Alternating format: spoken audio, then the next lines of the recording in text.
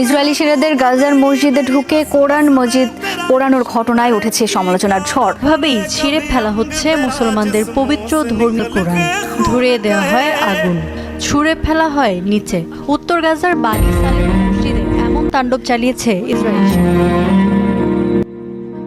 Israeli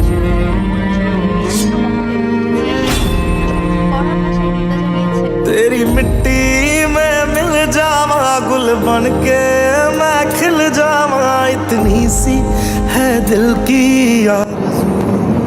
রোববার तेरी नदी ইসরায়েলের কয়েকটি অঞ্চল, তবে ইসরায়েলের আকাশ প্রতিরক্ষা ব্যবস্থায় হেজবুল্লাহ ছোড়া এসব রকেটের বেশিরভাগ আকাশেই ধ্বংস হয়ে যায়।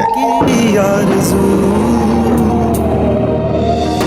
ইসরায়েলি গণমাধ্যম বলছে দেশটির অন্তত 11টি সামরিক ঘাঁটি লক্ষ্য করে 300-র বেশি রকেট ও ড্রোন ছোড়ে হেজবুল্লাহ, যাতে একজন আহতের পাশাপাশি অবস্থান